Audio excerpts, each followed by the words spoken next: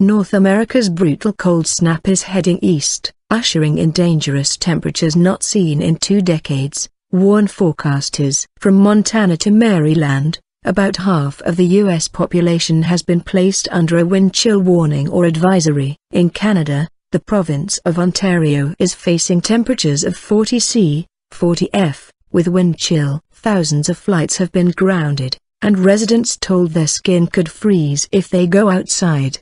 People on the U.S. northeast coast were warned to prepare themselves for the cold front sweeping in on Tuesday from the Midwest. Temperatures were set to plummet overnight in New York and Washington, D.C. by as much as 45 degrees, from unseasonably clement highs a day earlier. New York Governor Andrew Cuomo announced that parts of major highways would be closed in preparation for the extreme weather, which could see the mercury plummet to 26 C, 15 F, overnight with wind chill.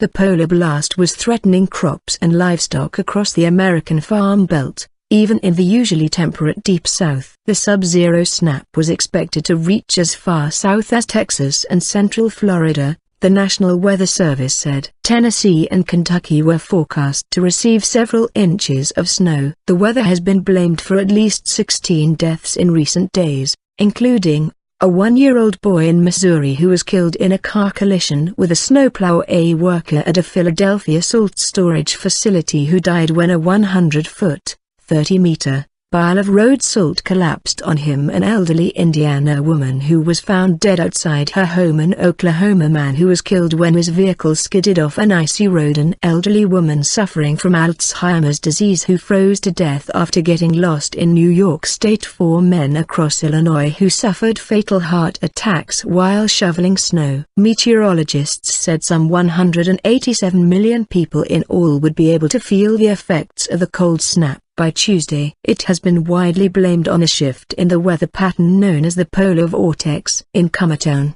Montana, on Monday the temperature sank to 53 C, 63 F, with wind chill. The state of Minnesota saw the mercury plummet to 48 C, 56 F, by the same measure.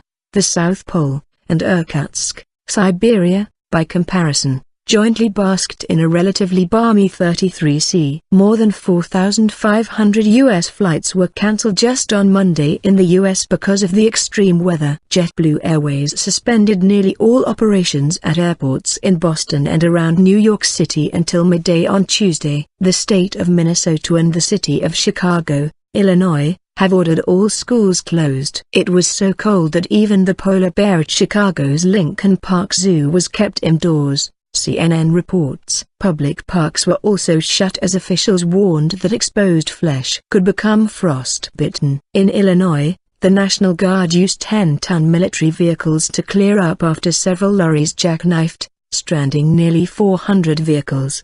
There were no fatalities or injuries reported in those incidents. Freezing rain also caused hundreds of flight cancellations at airports in Toronto and Ottawa. Nearly 1,000 homes in Newfoundland, Canada, were still without electricity on Monday after a power outage. Environment Canada senior climatologist David Phillips told the Globe and Mail newspaper, "The weather gods are out to punish you." Some parts of Canada could see as much as 23 inches of snow over just a few days, he said.